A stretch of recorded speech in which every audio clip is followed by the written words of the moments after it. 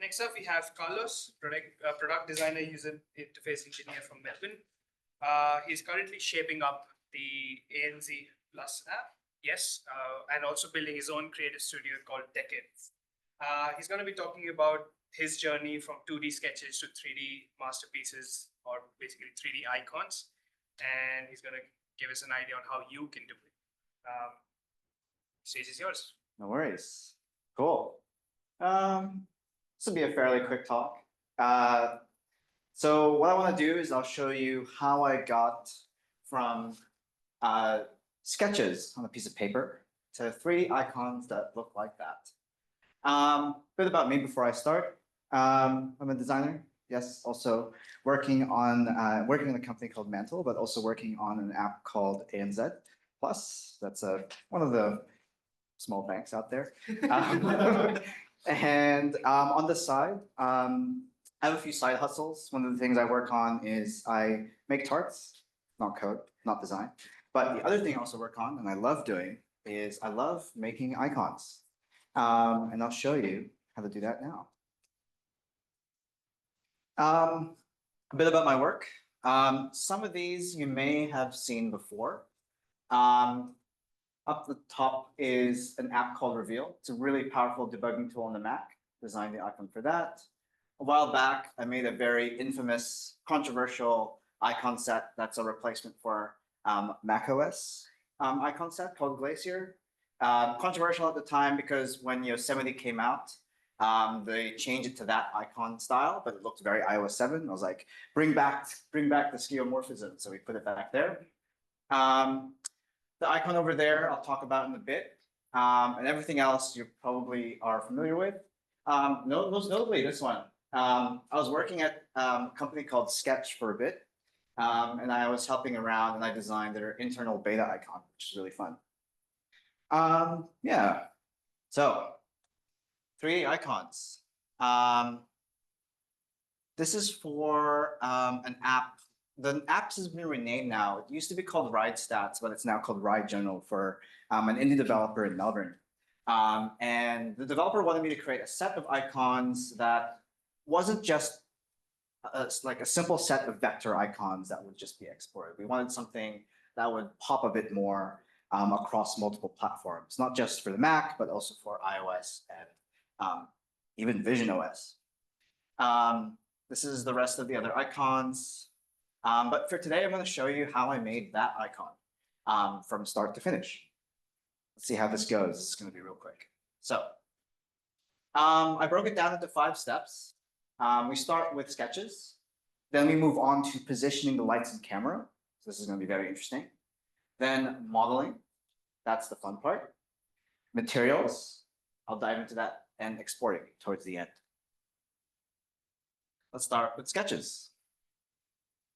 When I'm drawing icons, I really start effectively hand on paper, and I try my best to translate that on the screen and clean it up a bit. I try and design an icon that's as simple as possible while conveying the idea. And for this, the client basically told me, I'm trying to make an icon for watchOS that records my cycling activity, but at the same time displays graphs across my other devices. And I wanted an icon to represent that.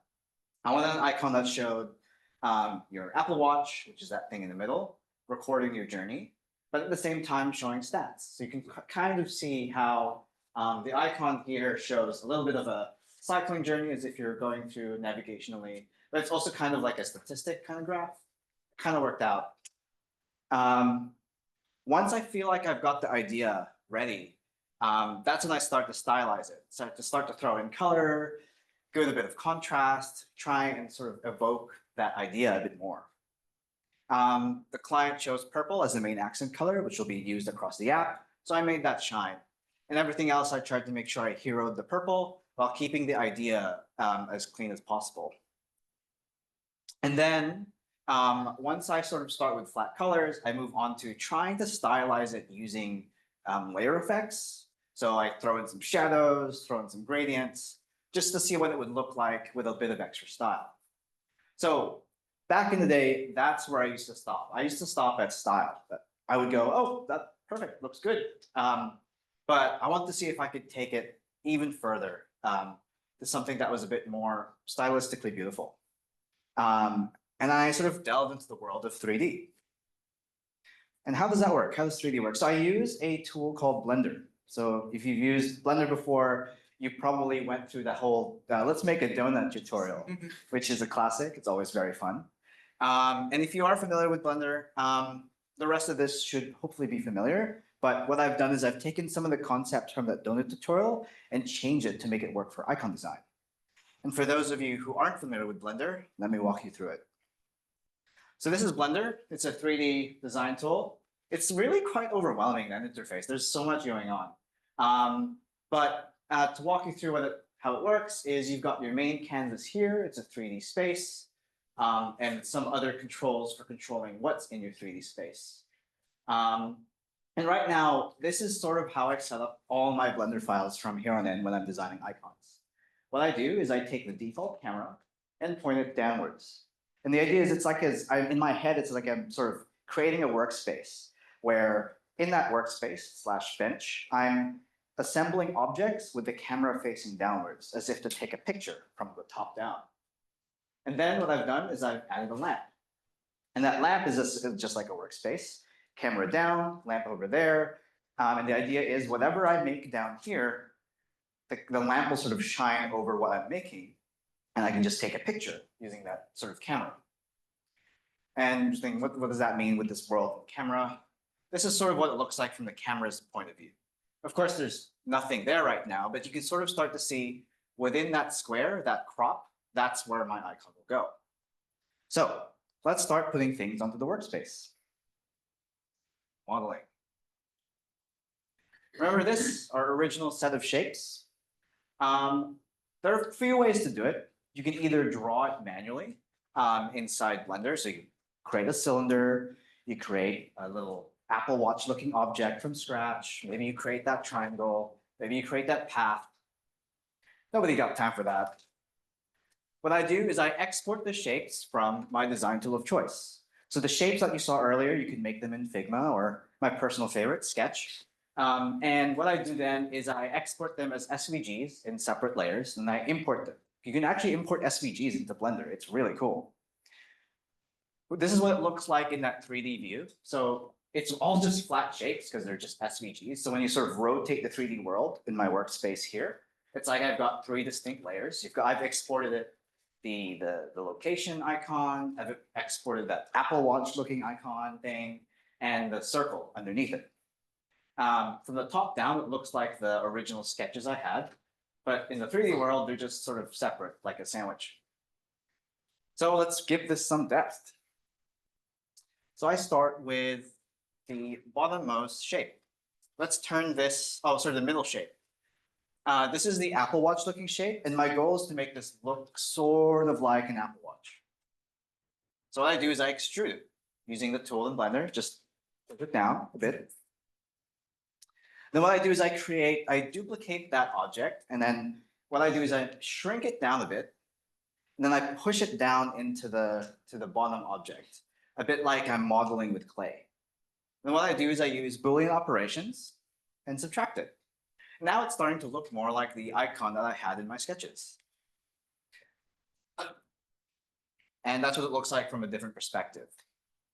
And you can start to see that that's a really complex shape, actually, if you try to sort of make that from scratch in Blender. But all I did was I just took a few objects, some SVGs, extruded them, and did some Boolean operations, and you've got a pretty complex shape already. Now let's give it some texture. Let's change it to black, a bit like the Apple Watch in the icon that I had. And there we have it. For the purposes of, here's what I made earlier. I already extruded the rest. So this is that flat circle we saw earlier. What I did was I extruded it and then gave it some roundness using beveling. That's what we were working on earlier. And then this one was fun. So imagine the flat object that we had here. What I did was I extruded it upwards, but then I took the point here at that sort of like point, and I just pulled that point up to give it a raised look, just to give it a bit more an interesting feature. And then we go back to our camera. That's what it looks like from the camera's perspective. It's starting to look a little bit more 3D. Now, materials. This is the fun part. This is the coloring in part of 3D design. So there's this website I use called textures.com. It's really cool.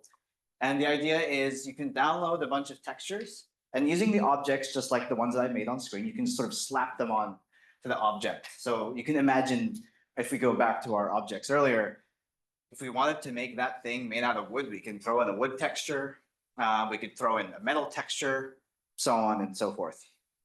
But I'm going to stay true to the original design that I had, which kind of looks like this. So this is one of the original, this is the earlier design. So the goal is I want to make it look like that, but in 3D. So there's my base shape. And what I did was I created the texture of my own. So what I did was I took that background graph purple thing, exported it as a PNG, a really large PNG, and I slapped it on to that sort of disk object. And that became texture for that object. That's what it looks like in 3D rendered.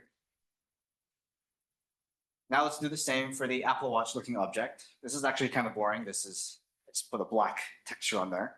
But you can imagine if you really wanted to, the client said, hey, can you make that Apple Watch thing made out of wood? I just slap a wood texture on it. And then what I did was, if you recall earlier, in the drawing, there was a line that went through because it sort of showed the path that the person was taking in the illustration. What I did was I cropped that part of the sketch, and then I made that the texture for what's effectively on screen for that Apple Watch. And that's what it looks like stacked together. It's starting to come together. It's almost there. Last piece, that thing. I just kept it the same colors, but what I did was I sort of changed it to slightly brighter white to give it a bit more contrast. And that's it. That's the icon in 3D. It's looking really good now. Now the goal. Now how do we get this out of Blender? How do we put this in for use and export? It's actually fairly straightforward. Oh yeah, I added a little bit of extra lighting just to give it a bit more contrast. So what's cool about working in 3D is, unlike working in 2D, where if someone says, hey, can you change the lighting so that it's coming from underneath? If I was doing that manually in a tool like Figma or drawing it in Sketch, I'd have to try and imagine what that looks like and then redraw the gradients and do it all over again. But with Blender, you just move a lamp down the bottom and hit render, just like that. Much quicker. So let's get it out of there. Let's get it out of Blender and into a file. Rendering takes a while because I render it unnecessarily at incredibly high resolution. So that's the other cool thing about Blender, is you can set it to export, for example, to 5,000 pixels in width if you really wanted it to. It's really good for print. But for now, all I needed it to be was just a bunch of icon sizes that are set by, so this was for watchOS. So as you can imagine, this is a really tiny icon, but this would shine, for example, at the header section for a website. I'm using an icon app template. This one's from Apple, I think, or from Django. I think this was from Apple. Yeah. And all I had to do was just take my exported raster from Blender, put it into the template, and it just sized it all automatically for me. Yeah, that's how you make a 3D icon from simple shapes to something in Blender to something that looks like that. Real quick. Thanks, everyone.